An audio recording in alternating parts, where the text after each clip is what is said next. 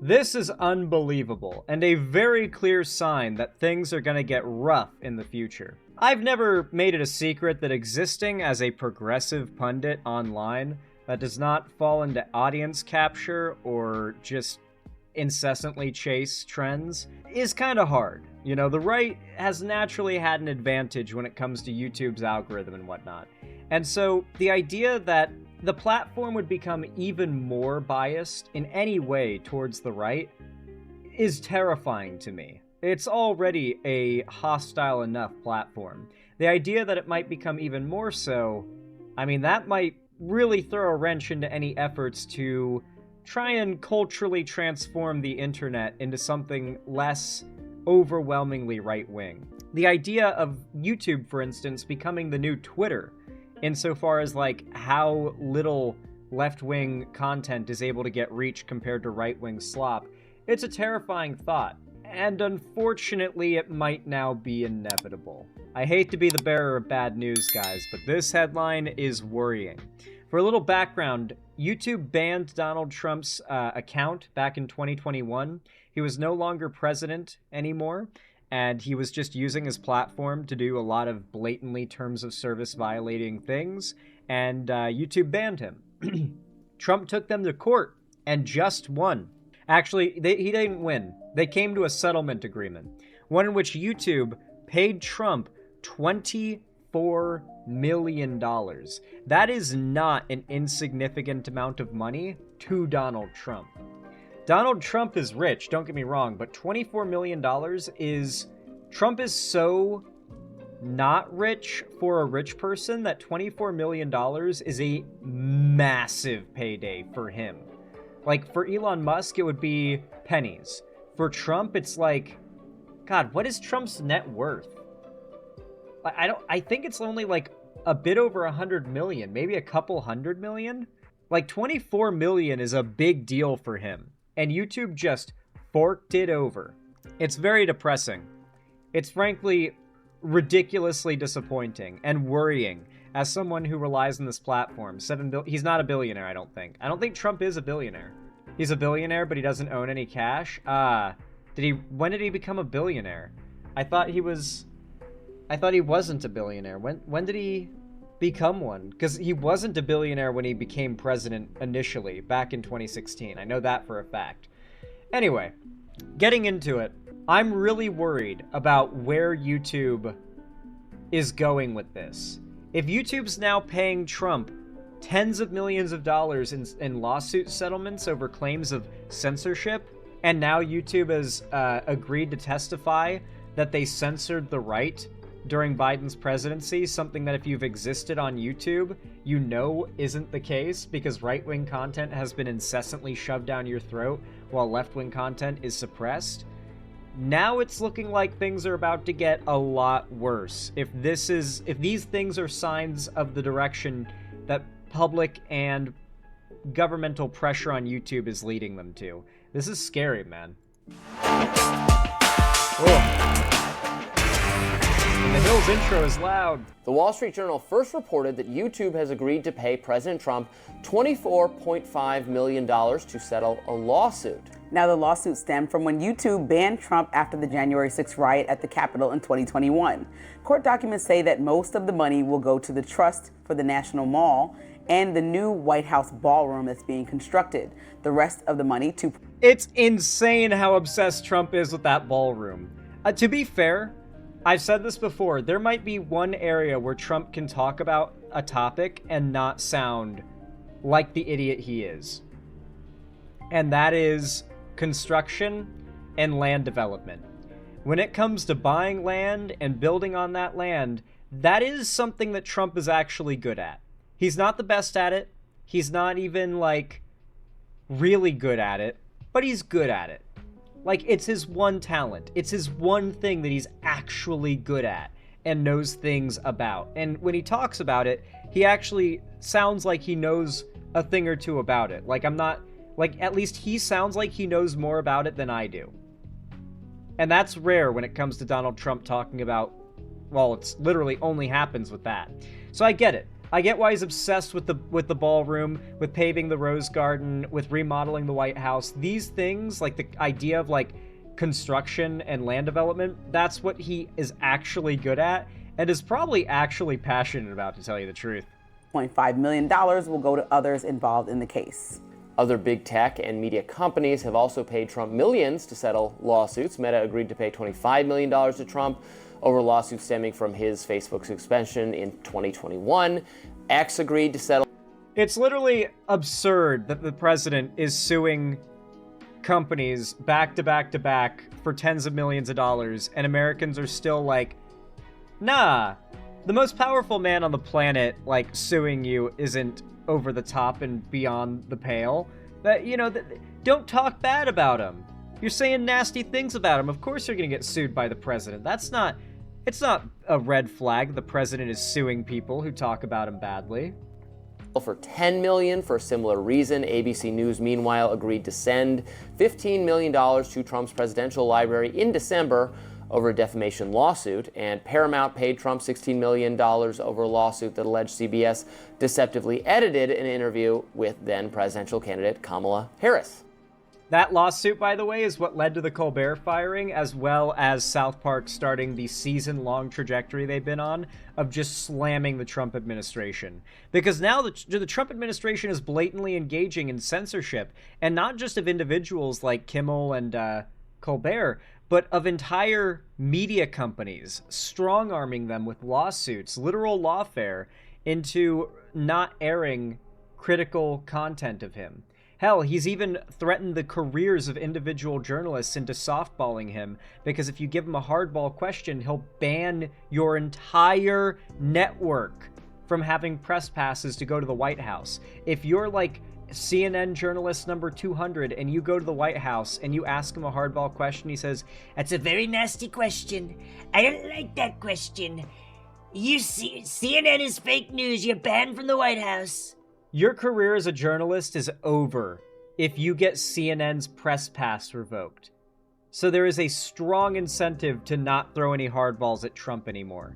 This is a blatant, overwhelming series of actions taken to censor the opposition. And anyone who's paying attention or has half a brain cell, including the South Park creators, can see it.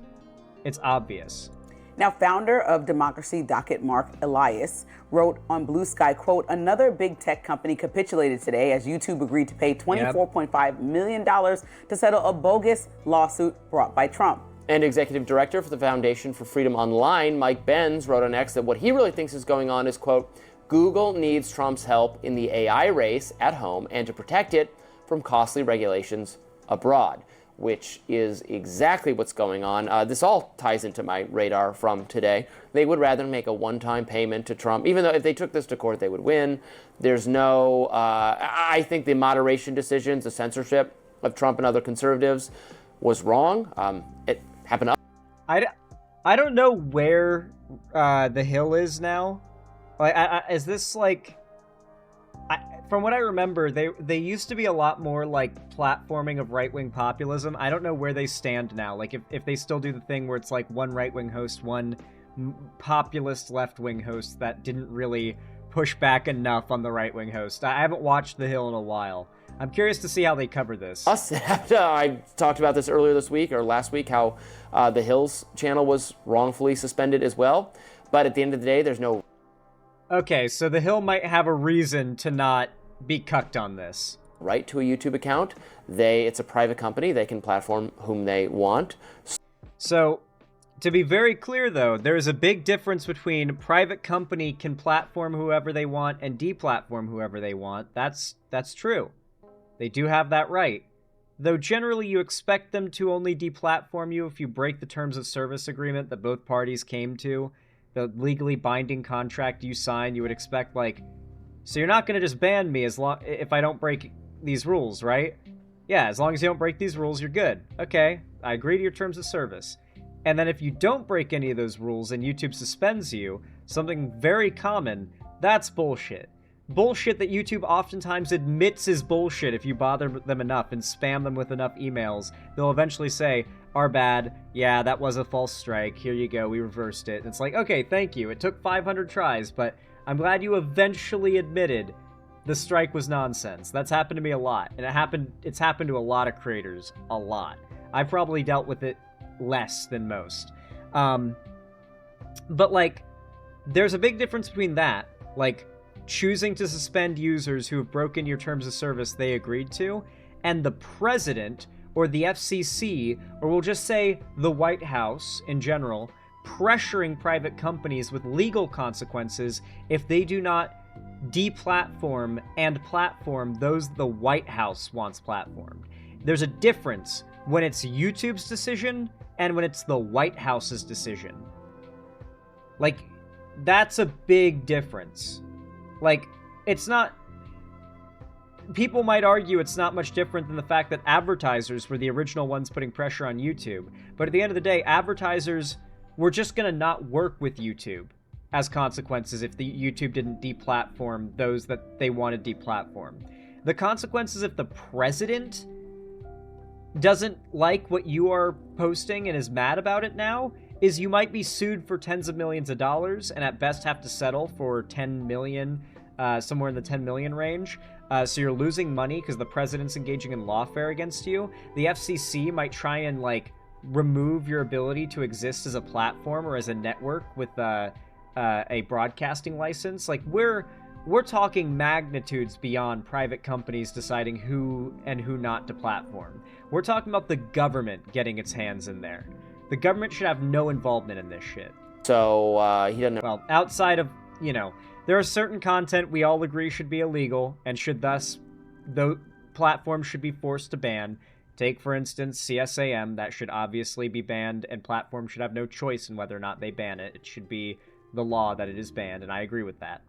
Right to be on there. It was a bad call. It was contrary to their own rules, and they were correct to reverse it. Do I think they should owe him or anyone else money? No. If it went to court, they wouldn't have to pay. But they need to get along with Trump because the Republican Party is the one party more likely to have light tech regulation that is going to empower our companies to innovate in the AI space. Okay, so this guy's the pro-Trump guy. It's really ironic, too, because, like, the AI space is not one that, like, most Americans seem all that on board with. Like, you've got the AI crypto bro billionaires who are like, AI's the best, AI's the best, and literally everybody else is like, AI sucks. So if your defense of YouTube doing this and wanting to stay on Trump's good side is that Trump and Republicans are pro-AI, you're not selling me on YouTube's actions here being good. And remain globally competitive and beat out China. So if you're, it's exactly what we were talking about. If you, the vendetta, if you're mean to Trump, he fights you. If you just play ball with him, he doesn't care. He leaves you alone.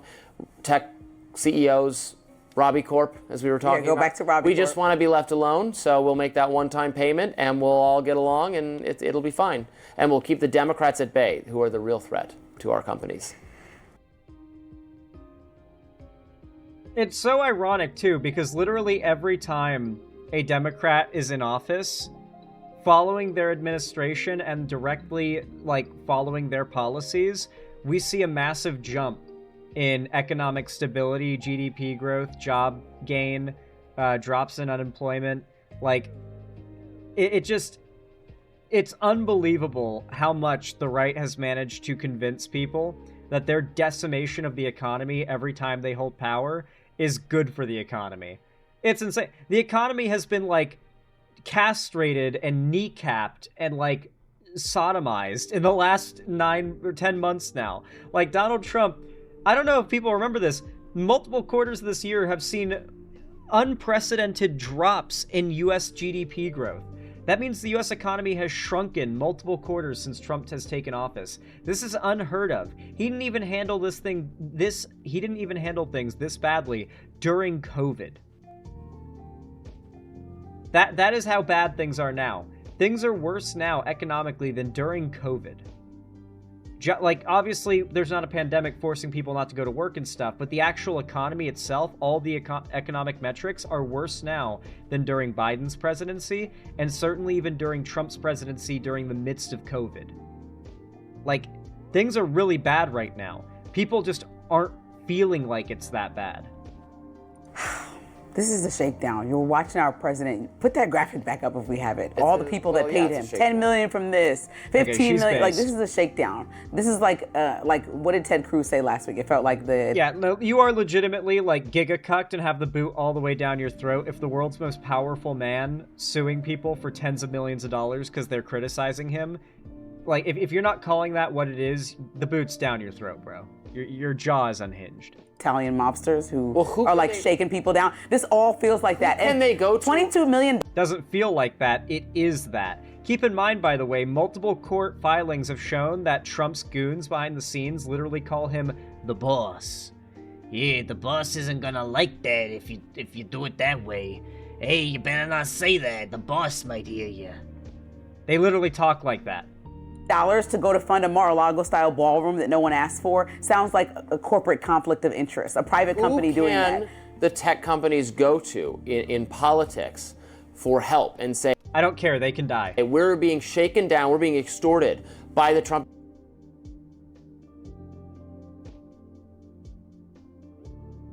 So are you ceding that that's happening now? Okay. administration. If you Extortion came to power... is a better word than shakedown, If you came to power, would you help us? Would you protect us?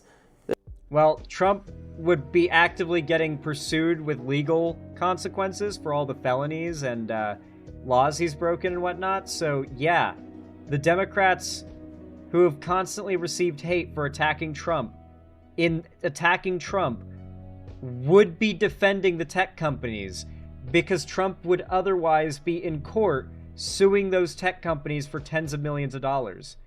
How are you going to argue that Trump is pro-tech right now when he's suing all the big tech companies? Like, they're settling because they don't want to deal with all the legal fees of defending against the president's libel and defamation claims. There's no one like this. The Democratic Party is like, no, when we come to power, we are going to ruthlessly investigate you and break you into little pieces if we can. If we gain power, we will destroy you. Yeah, that's the Democratic... Since where are these like tech companies getting destroyed during Democrat presidencies? Also, I like how investigating tech companies is like the evil thing, by the way. Yeah, because an investigation is an attack, right? Surely these tech companies must be so squeaky clean if investigating them is such a terrible thing, right?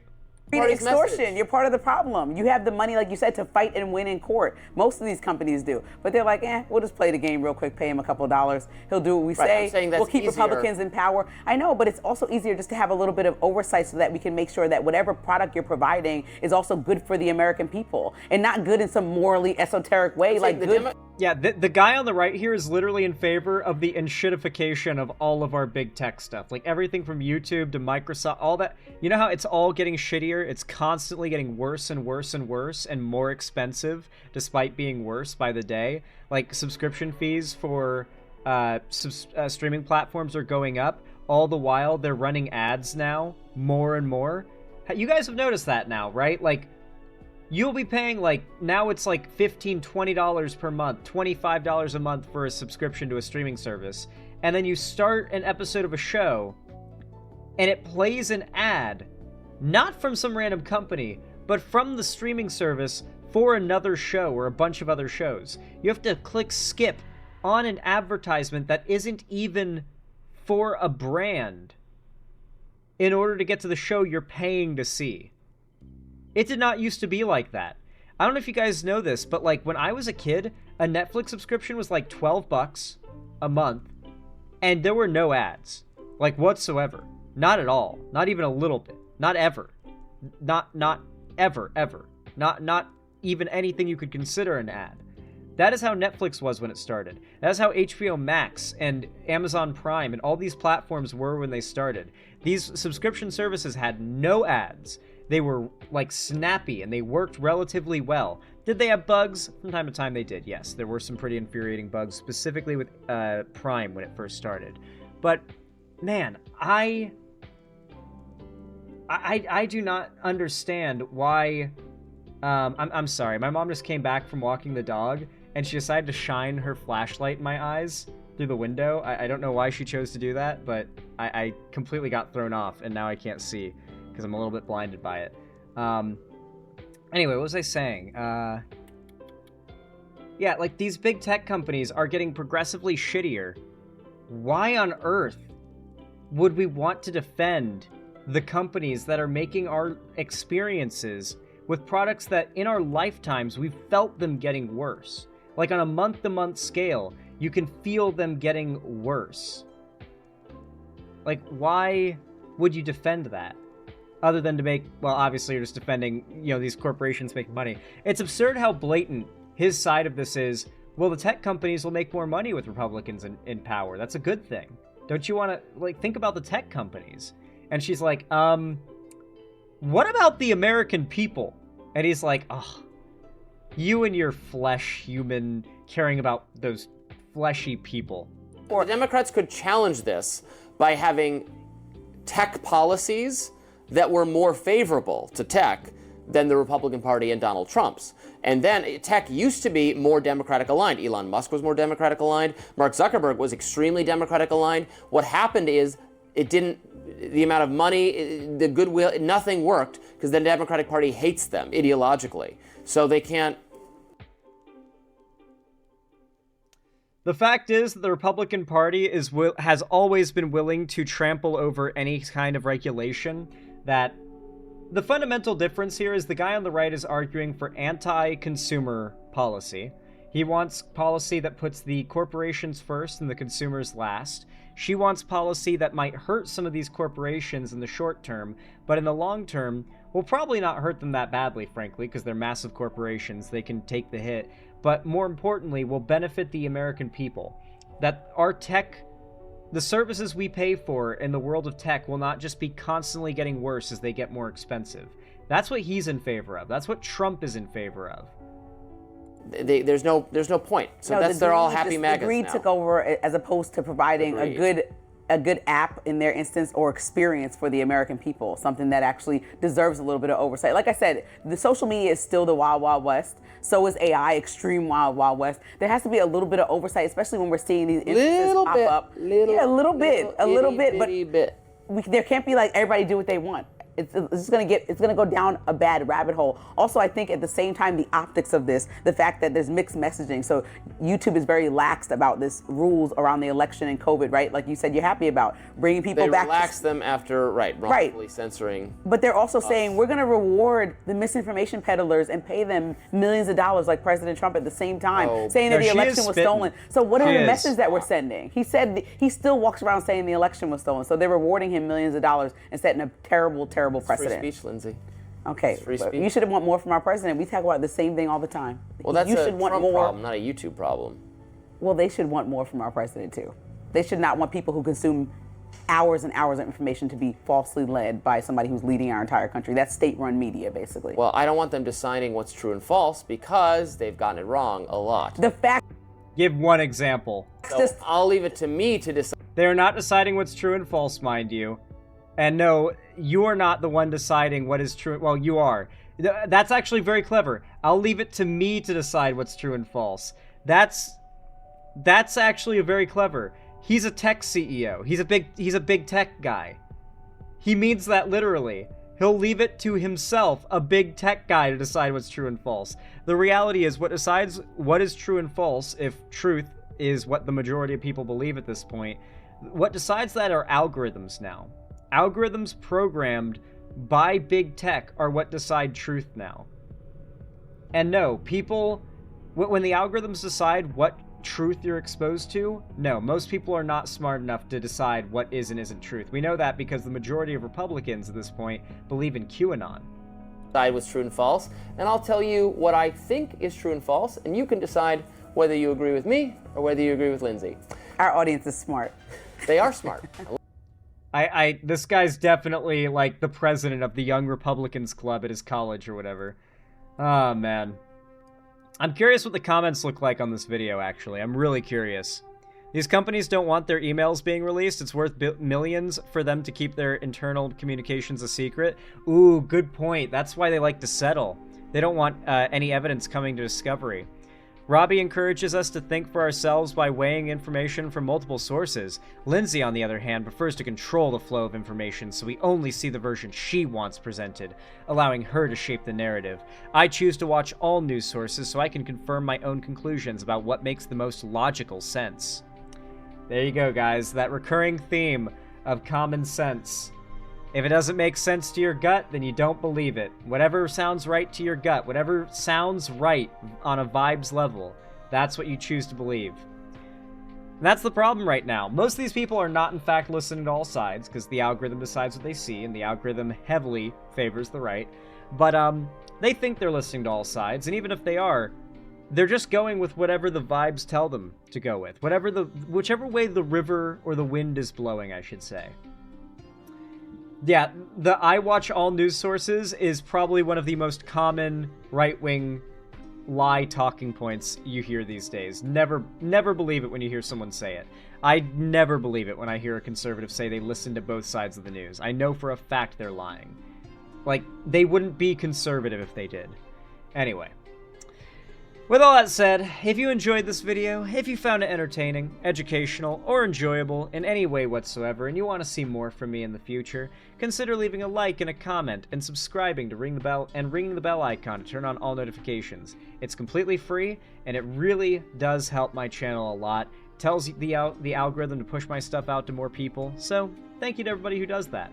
And of course, if you want to support me directly, financially, help me keep the lights on and a roof above my head here at the Xander Hall studio, then please consider donating, subscribing, or gifting a sub on my website, xanderhall.com/live, or support me through YouTube, Twitch, Streamlabs, StreamElements, Patreon, buy some custom merch, the Streamlabs link down below. And don't forget, if you want to see more from me on other platforms, you can follow my social medias, linked down below as well, especially my fan Discord. That's the main hub of my community and fan base, and it's where I host gaming events, call-in streams, watch parties, movie nights, all that kind of stuff. Every Friday, every week. So I hope to see you guys there. It's going to be a good time. Thank you for watching, though, and as always, have a good one.